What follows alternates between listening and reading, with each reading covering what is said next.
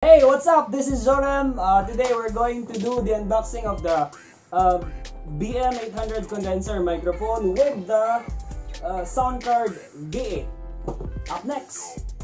So ito yung box ng Sound Card V8. Ito yung box ng BM800 condenser microphone. Nabili ko siya sa SHOPEE. Kakarating lang niya kanina. So what's inside the Sound Card V8? Ito yung actual na product. That's it. Ito yung back part. Saka may kasama siyang manual. Ito yung manual. Saka ito yung mga audio jack. Saka yung port niya. Wait. Ito yung box. Ito yung nasa loob. Ito yung mga port na kasama niya. Magagamit mo to sa back part ng Sound Card V8 sa Live 1 saka Live 2. Okay, this one, kasama ito sa box. So what's inside the BM800 condenser microphone? Dapat ito yung nasa loob ng condenser microphone. May microphone, windscreen, may shock mount, power core. Ito dapat. So ito yung actual na product. You can see nakabalot pa siya.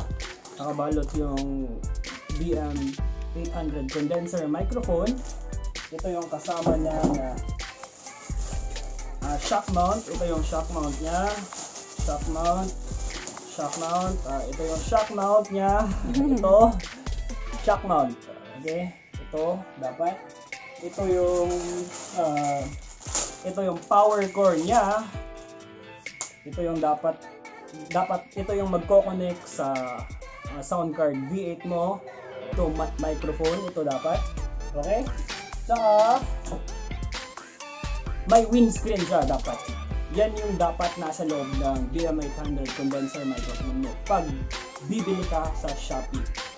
Kasama lang nabili ko sa SHOPEE yung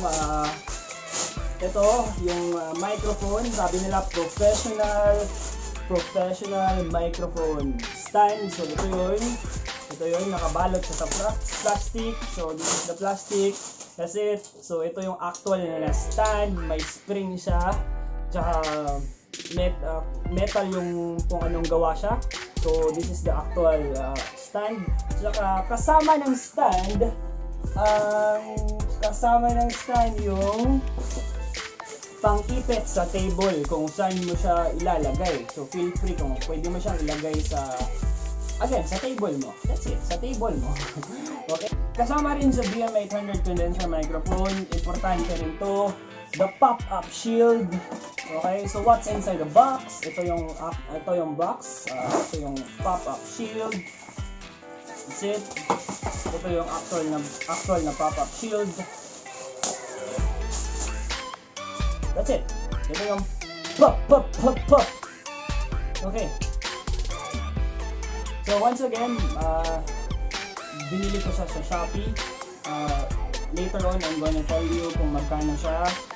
Ito yung actual na BM800 condenser microphone. Ito yung V8 sound card na gagamitin ko for the recording. By the way, ginawa ko tong video na to para makatulong sa mga gustong mag-record ng kanta, using their guitar at saka yung audio. Maganda to for beginners and for starter. If you want to up your game, okay itong BM800. Cheap lang siya. At saka yung Sound Card V8, cheap lang din siya. Nabili ko siya sa SHOPEE. May mention ko siya sa link sa video ko. By the way, hindi ko sinabi na dalawa yung nabili ko na set. So again, so that you would know, ito yung pangalawa na set. That's it. Dapat ganyan yung nasa loob ng yung BM800 condenser microphone nyo. With the microphone, with the power core, with the wind stand, at saka yung shock mount. Okay? So dapat ganyan yung nasa loob. Yung box niya, again, dalawa yung nabili ko. Medyo may damage yung box, pero I think hindi damage yung nasa loob kasi kanina ito yung nasa loob ng box. This is it. Okay? Ito yung nasa loob na Ito. That's it.